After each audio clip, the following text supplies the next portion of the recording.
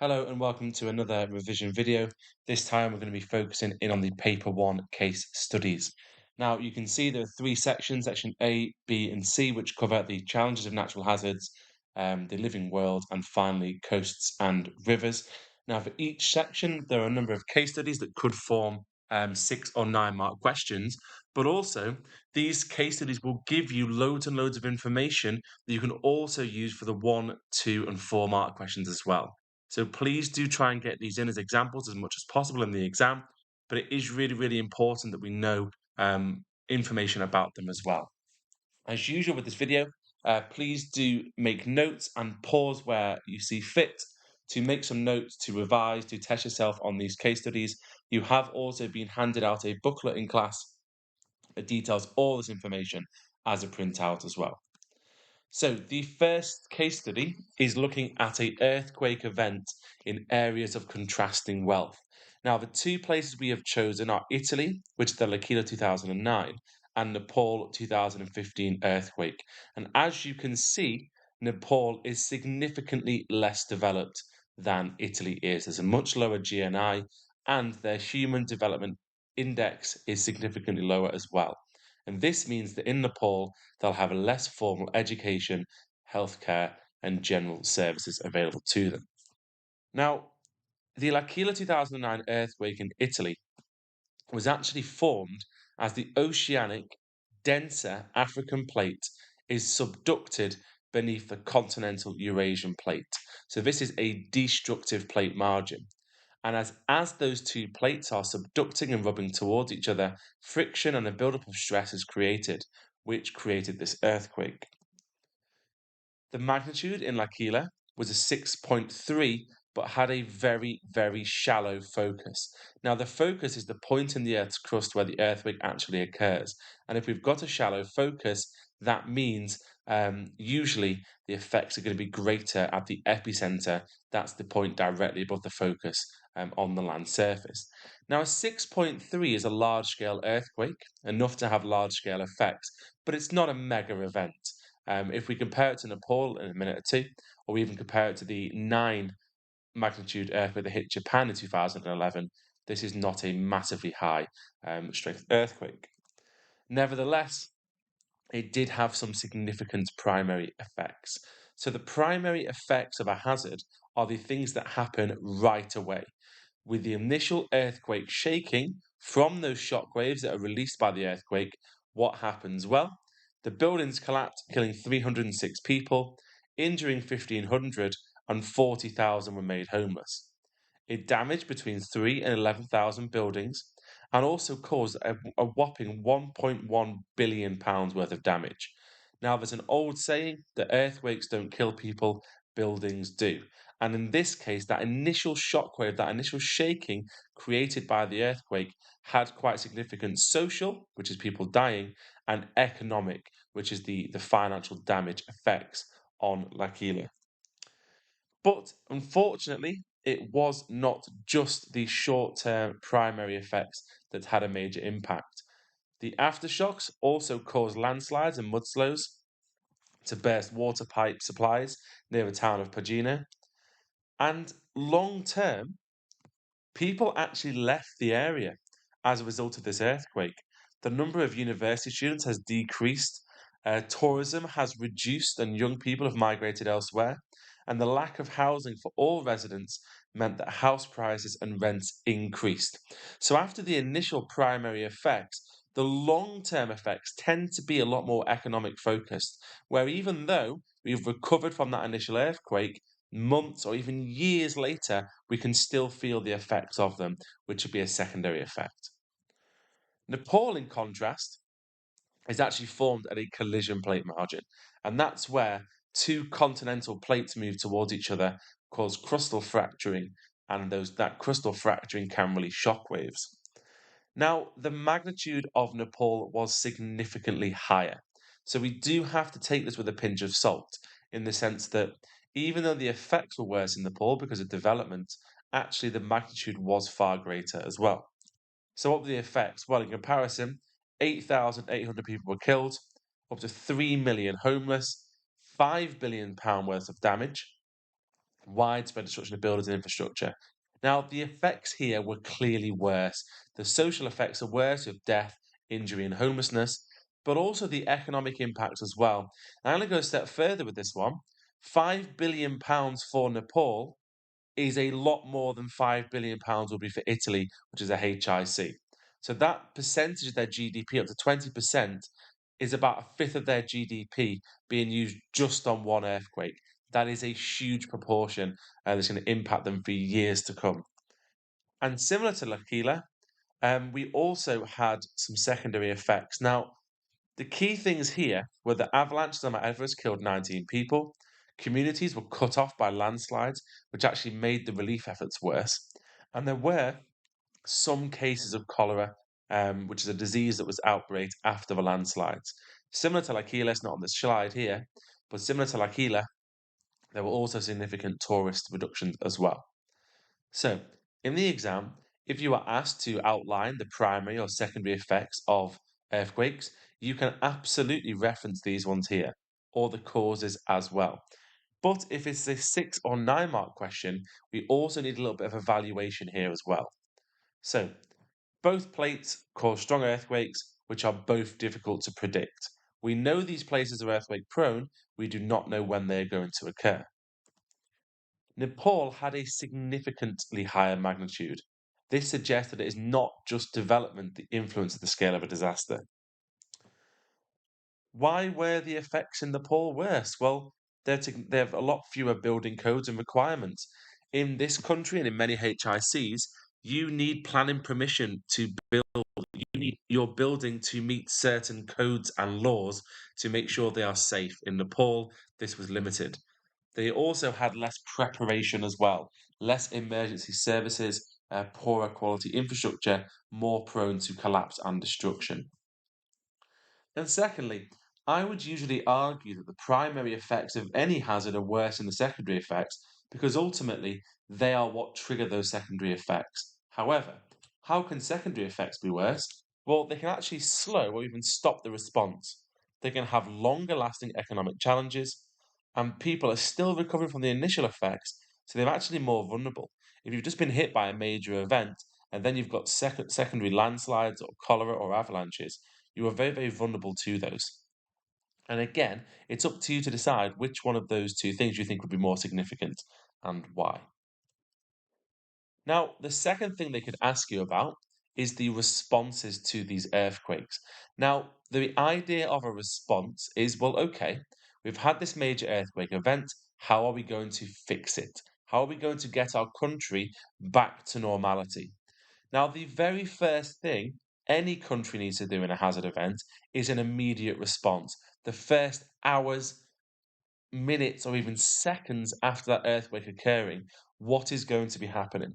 Well, in L'Aquila, the Italian Red Cross was searching for survivors, supported by 7 dog units, and had a temporary hospital built within an hour.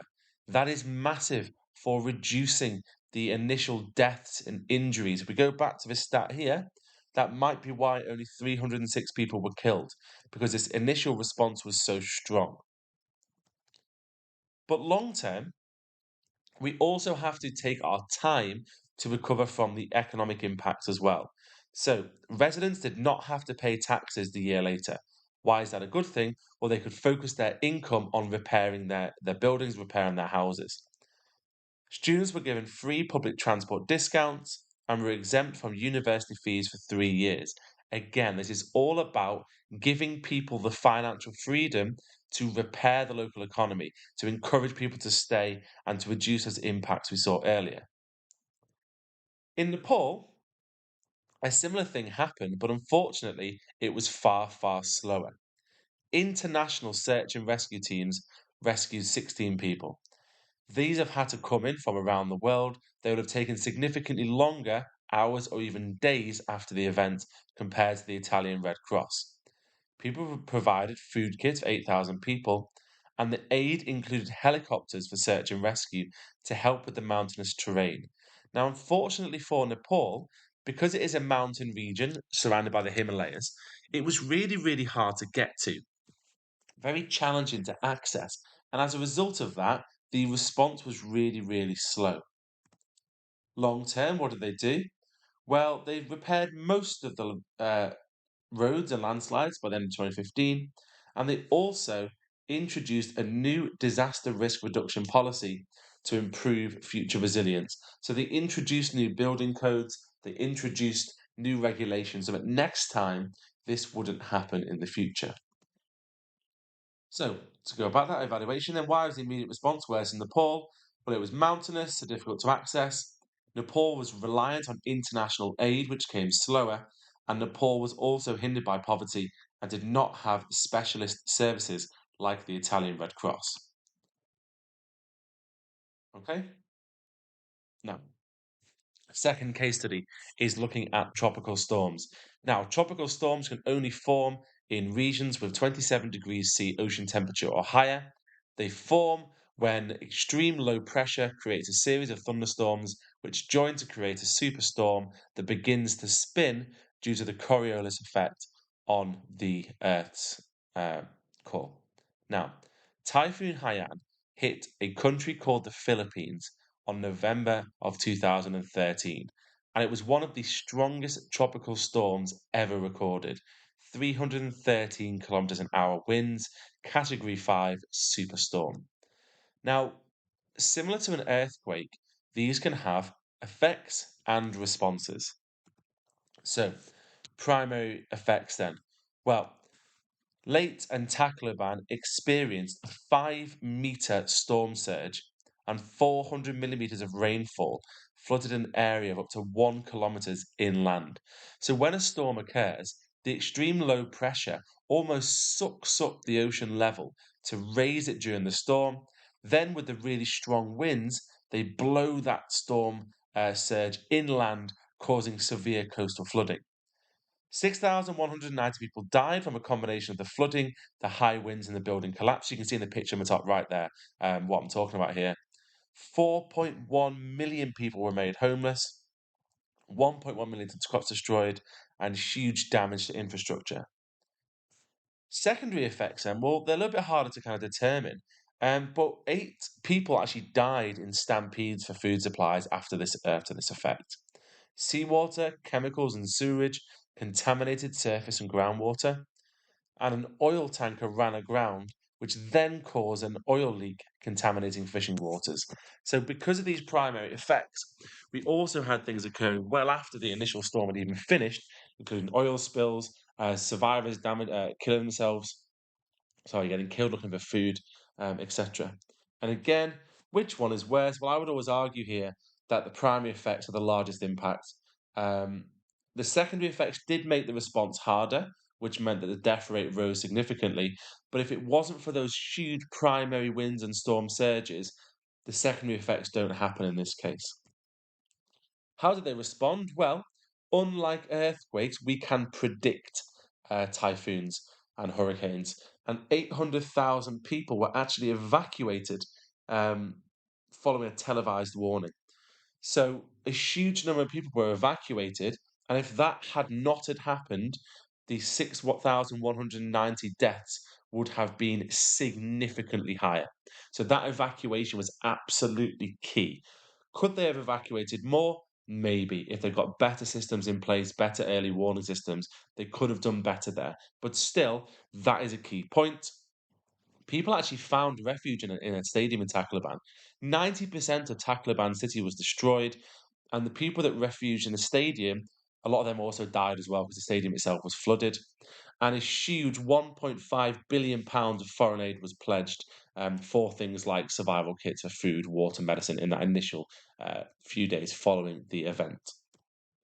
Long term, then, well, in addition to building back all their kind of infrastructure, the actual response was something called Build Back Better. And that's the idea that when they were rebuilding, they were going to make themselves more prepared, more protected, one of those 3Ps, more protected against storms in the future. They set up no build zones along the coast, a new storm surge warning system, and mangroves were replanted to absorb future storm surges. So the long-term responses here, although they didn't necessarily save lives for this particular storm, long term, they will stop this happening again. It is unlikely if another major storm hit the Philippines that the effects would be as bad because their long-term response here is really, really strong. So again, let's look at some evaluation then. It was very, very dependent on the foreign aid, but I want to be clear that the magnitude of this storm was massive. It's very hard to respond to. And secondly, that evacuation is a huge response. Predicting tropical storms is so, so important because, like I said, we can predict them with some accuracy days before. And that was a really did mean that the deaths were not very high here. But I would also argue that the long-term responses are really, really important as well because they will stop the Philippines experiencing this disaster again in the future. So again, it's up to you to weigh up. If you were looking at the immediate versus long-term, primary versus secondary, you want to be looking at which one you would think or could argue in a 6 or a 9 mark question. Okay, moving on to section B. And again, a friendly reminder here that you should be pausing this video to make some notes, or as you'll notice so far, the blue boxes are disappearing as I talk through it. If you want to pause it now and think of the causes or impacts yourself, you can use that as a testing method for the remaining part of the PowerPoint. So, our case study for tropical rainforest deforestation is the Amazon in Brazil. And as also Colombia, Peru, etc. as well. And it's the world's largest tropical rainforest. Now, unfortunately, this is experiencing huge scale deforestation. And there are several reasons why. We've got things like road building, the 4,000-kilometer Trans-Amazonian Highway, connecting it for trade. We've got commercial farming, that's up to 80% of deforestation. Cattle ranching in particular, 200 million cattle in the Amazon. What they do is they chop down huge areas of rainforest to satisfy the global demand for beef. That's having a double whammy effect because not only is it deforesting and destroying the trees, which absorb CO2 through photosynthesis, but also cows themselves release a huge amount of methane through their burps, through enteric fermentation, which also contributes to that enhanced greenhouse effect. So this is a terrible, terrible practice, commercial farming or cattle ranching. We've also got subsistence farming, which is where indigenous people are farming. We've got logging, where valuable trees like mahogany are valuable to sell. Energy development, the Balbina hydroelectric dam flooded huge areas of forest. And we've also got mineral extraction as well. Now you'll notice here that I've put which cause do you think is the most significant? Well, I think commercial farming is the most significant by far.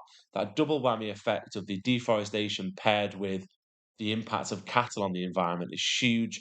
But equally, there are also more minimal, but other big effects from logging, mineral extraction, road building, and energy development as well.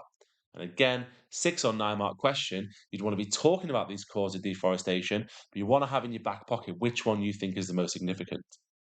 Now, as a result of this deforestation, we're going to have some impacts. Now, impacts are not always negative because actually, we can have huge levels of economic development from deforestation. So, deforestation can provide positive multiplier effects for the local communities. If you are a poor community in the Amazon rainforest, the Trans Amazonian Highway connects you for trade to improve your GDP. If you are a poor community with limited energy access, building a new dam will improve your access to cheap renewable energy, which will improve your health, your education, your well-being. Same with logging. If I'm faced with this amazing natural resource and I can sell my mahogany for 10, 20, 30 times the amount of income I might be earning before that, I might be encouraging my family to do this in Brazil. So we have to be careful here. Although from our perspective, deforestation is all bad, on a local level, the economic development can be huge. However, the negatives do outweigh the positives. The obvious global effect is the contribution to climate change. Again, it's a kind of a double whammy that trees are cut down, um, which reduces the amount of CO2 taken in. But also, once they're cut down or burnt, all the CO2 those trees have been storing for hundreds of years sometimes is then released back into the environment, causing the enhanced greenhouse effect and global warming. On a local scale, we've also got soil erosion. So because the roots are no longer binding the soil, from the trees, we're going to have greater rainwater levels, greater runoff, which are going to wash away the nutrients, reducing biodiversity. But also, we can end up with landslides and mudslides where that soil is no longer protected by those roots and infiltration, and also interception of rainwater from the trees. Even more effects then, loss of medicine resources, as huge amounts of medicines rely on species from the rainforest. In particular, there's the plant called the periwinkle, which is used for treating childhood leukemia. And we've also got the major loss of biodiversity. And again, my advice for this one would be look at those impacts. Are they global? Are they local? So local would be just for Brazilians in this case, or just for people in Colombia or Peru. And global would be on a much bigger scale. Are they good? Are they bad? I think the negatives do outweigh the positives, but it's worth remembering that economic development point there in case of a significant nine marker as well. And then lastly, on the rainforest, one of the things that hasn't come up for a while is how you manage a rainforest sustainably. Now, if we think about your average person, say in Brazil, it's not really right for somebody in the United Kingdom to turn around to them and say, well, you shouldn't use the rainforest for economic development, because that isn't right, is it? But equally, we have to counteract that with the environmental costs of climate change, soil erosion, and biodiversity loss. Now, sustainability, and you might want to make a note of this, is meeting the demands in the present whilst limiting the environmental impacts and making sure that future generations can also benefit from this resource. In other words, how can we continue letting people use the rainforest for economic gain, but by limiting the environmental impact and meaning that people 20, 30, 40 years in the future can still use it as a resource? Now, deforestation for commercial farming is not sustainable. Sure, it meets our demand now, but it has huge environmental impacts. If we continue at the rate we're doing now, people in 50 years will not be able to access the rainforest for their development. Now, I'll let you read through these a little bit, but the main ones are ecotourism for sustainable management, which basically involves introducing tourism into the local environment. These are lodges that are often built with minimal deforestation, and then locals can gain money from tourism, hence positive multiplier effect. We can talk about them again, raising money without having to destroy the rainforest. They're a very, very good way of making profit as well. We can have debt reduction, where countries like the UK, the USA, Germany, France can actually agree to have that some of those debts paid off in return for not deforesting. This one links in with ecotourism, but a get out of jail free card for any solution is educating local people. Once people in local areas, politicians, um, local tribes, businesses understand the true value of the rainforest, in particular like tourism or the effects of climate change, they might be more willing to adopt sustainable methods. And last but not least, we have selective logging and replanting.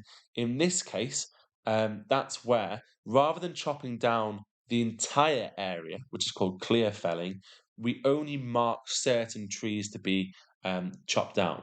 So, for example, if it's the valuable mahogany we're after, we might choose to chop down a couple of those rather than clearing an entire swathe of forest. If we've got a small young mahogany tree, we won't deforest that. We'll leave that to continue growing so that people in 10, 20, 30 years' time can use that as a resource as well.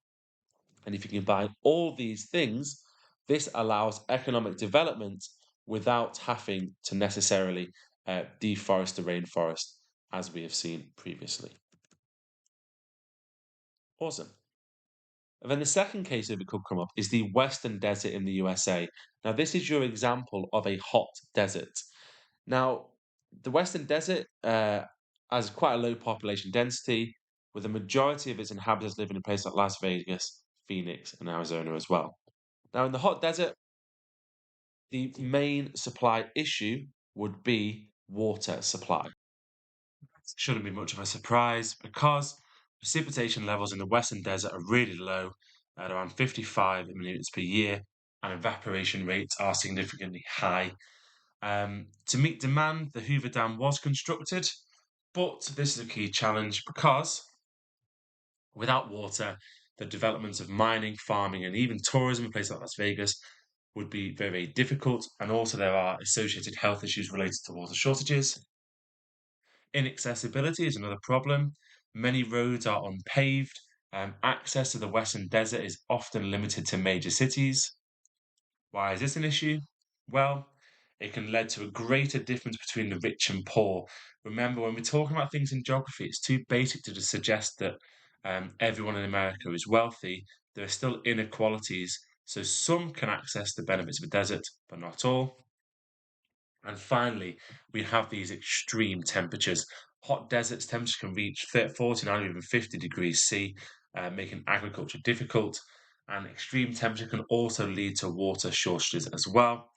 This makes it hard for people to farm, work in mines, or as tourist guides during these months, as it is simply too hot.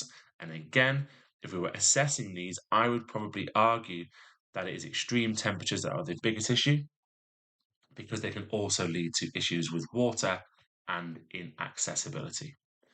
But the deserts do not just provide problems, they also provide opportunities. And opportunity is a benefit or something that is good in the long term for development. So, first things first, hot deserts often provide us with the opportunity for mineral extraction. We've got copper being mined in the Sonoran Desert, uranium being mined in the Grand Canyon, and also rare elements can be found in the Mojave Desert, which form part of the Western Desert. And again, huge economic opportunity, but that work is very dependent on water availability and extreme temperatures.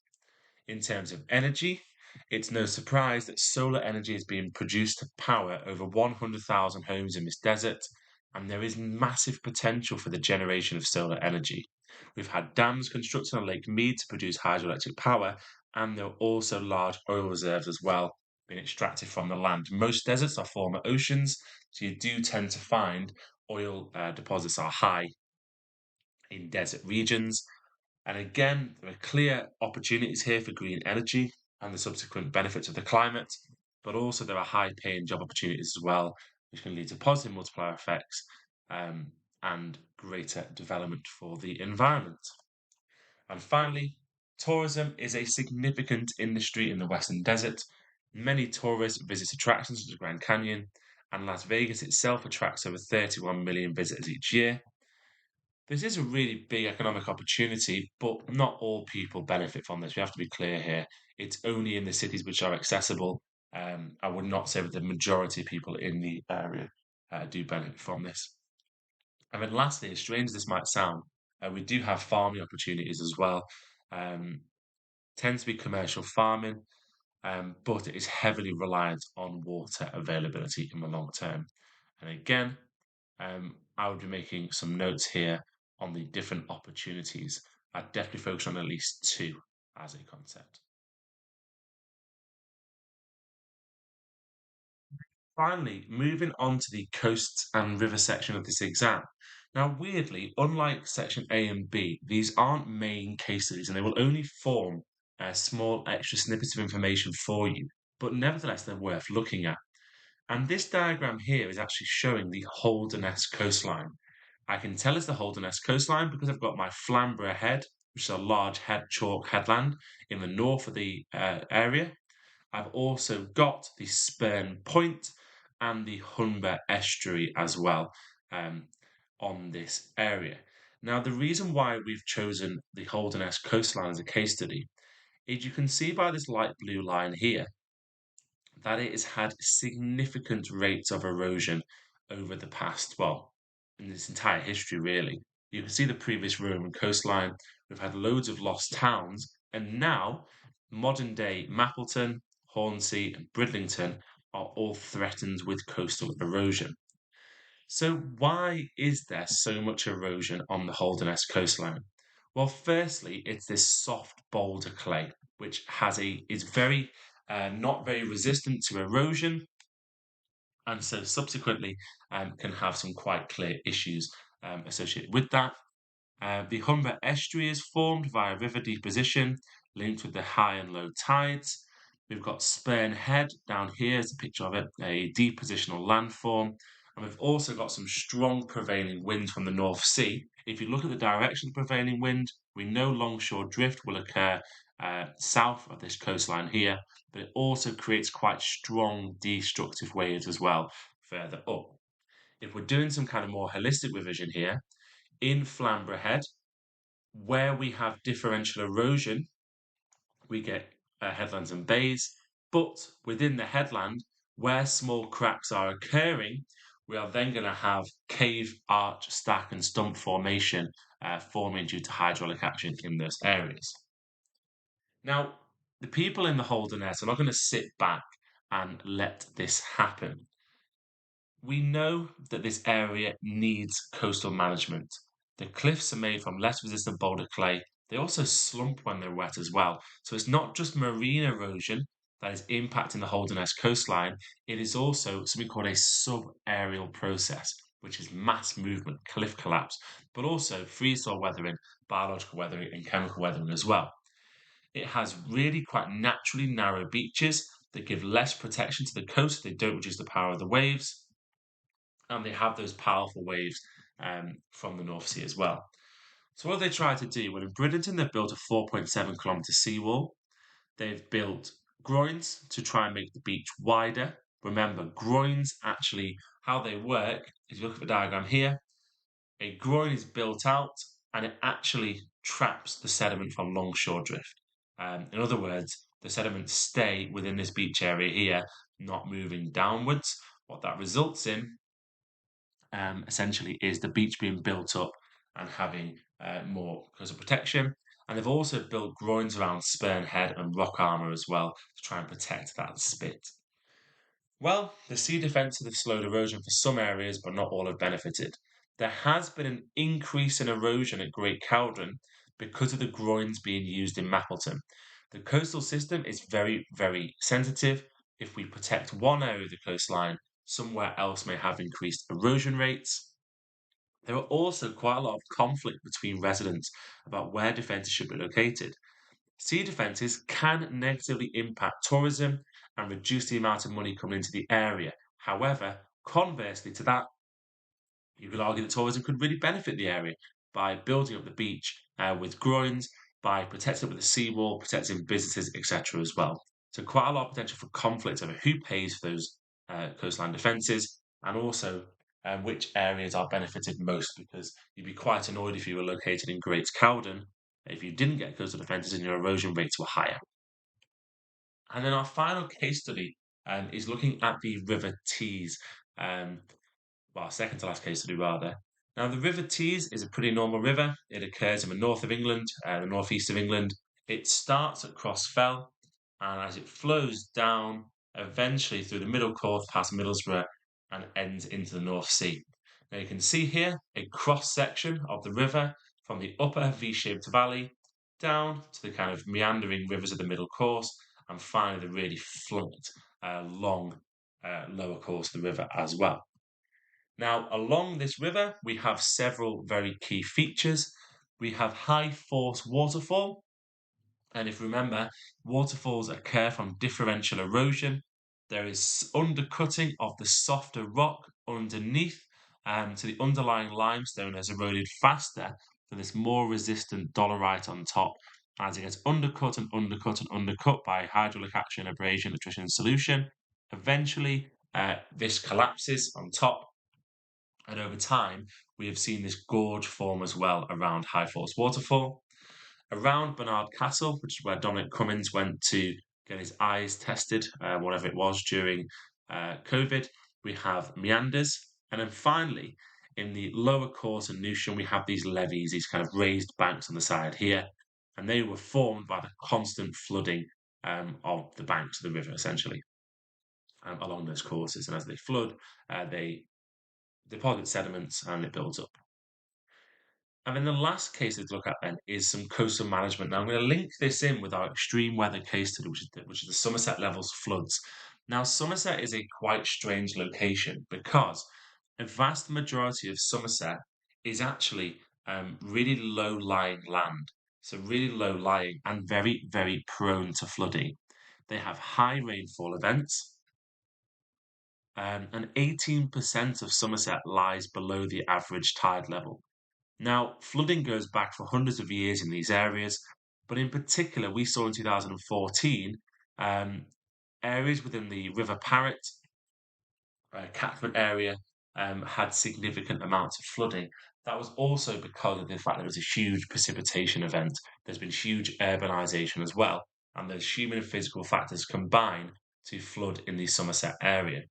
Now, management of rivers is a little bit different to the management of coastlines, mainly because the things that we can build are slightly different.